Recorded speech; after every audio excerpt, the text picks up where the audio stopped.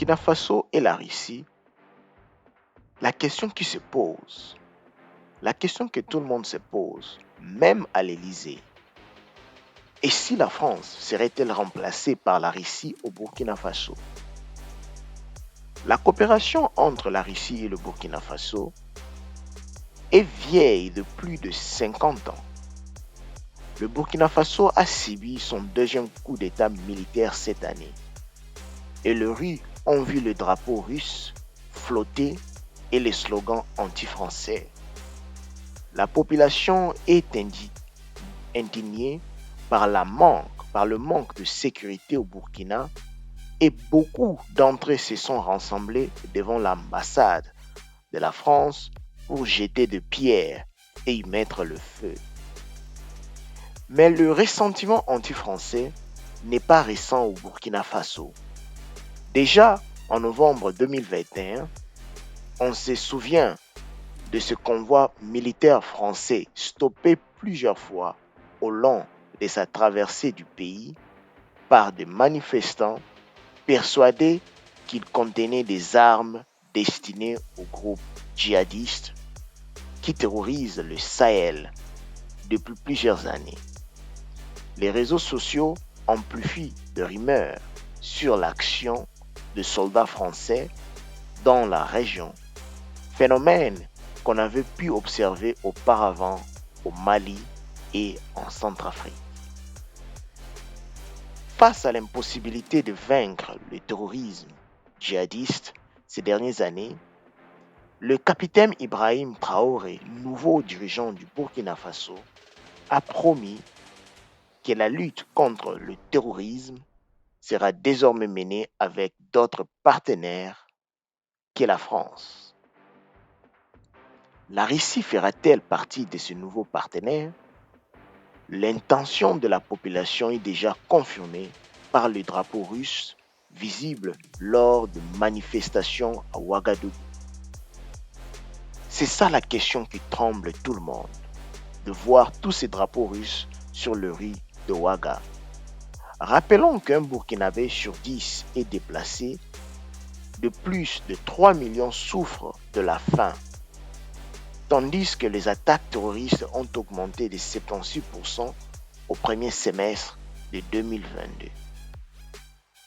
Malgré les déclarations ambitieuses de nouveaux dirigeants de Ouagadougou, le djihadiste continue de progresser dans de vastes régions du Burkina Faso et du Mali, ainsi que dans les États du littoral ouest africain tels que le Togo et le Bénin.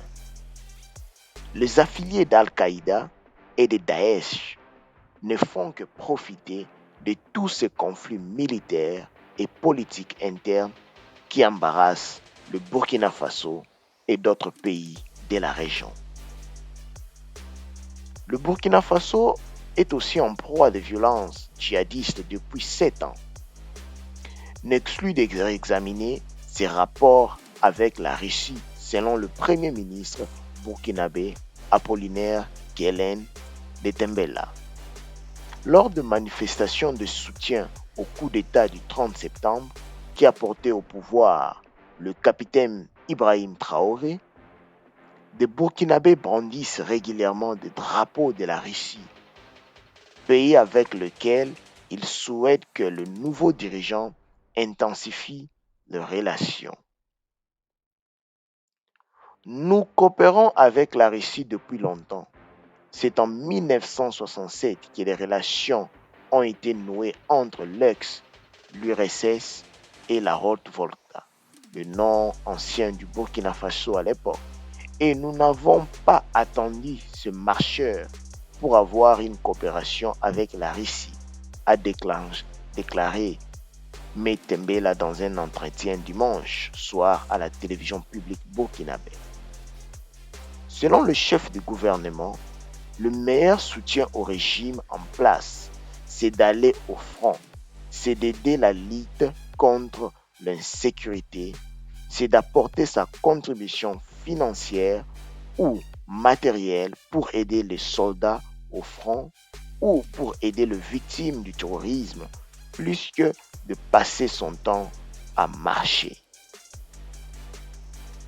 Les autorités issues du coup d'État du 30 septembre ont lancé les recrutements de 50 000 volontaires pour la défense de la patrie, des supplétifs civils de l'armée pour intensifier la lutte anti-djihadiste.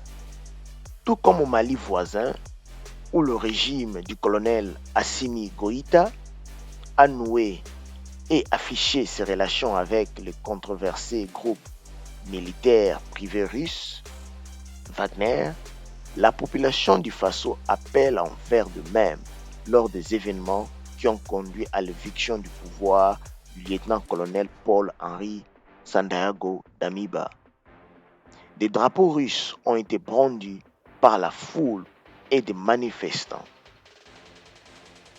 Les États-Unis, pour leur part, ont mis en garde le nouveau dirigeant au pouvoir au Burkina Faso contre le risque d'une alliance avec la Russie, dont le groupe paramilitaire Wagner a ouvertement soutenu les auteurs du dernier coup d'État, dans le sens où le pays où le groupe Wagner est déployé sont affaiblis et moins sûrs, ce que ont constaté les Américains dans plusieurs cas en Afrique. Les États-Unis organisent chaque année un grand exercice d'entraînement à la lutte contre le terrorisme pour le pays de l'Afrique de l'Ouest.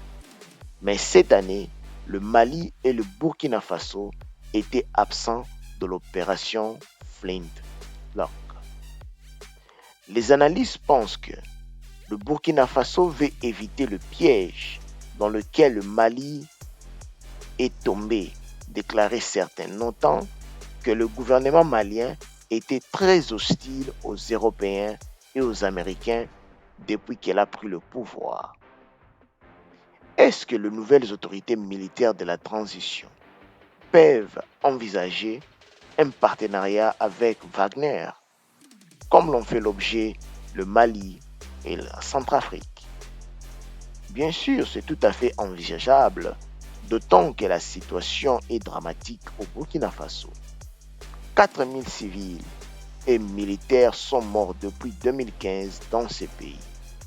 On invoque le fait qu'il y ait 2 millions de réfugiés burkinabés en dehors du pays et 200 000 réfugiés à l'intérieur du pays, avec une situation sécuritaire qui fait que désormais les groupes armés terroristes et plus précisément l'État islamique dans le Grand Sahara sont en train de s'amplifier de plus en plus dans la région frontalière, dite de droite frontière entre le Mali et le Burkina Faso et le Niger. Néanmoins, celui dont le gouvernement est attendu à insister sur une chose: tout partenariat se ferait avec la mise en avant des intérêts du pays Burkina Faso. Merci, à bientôt.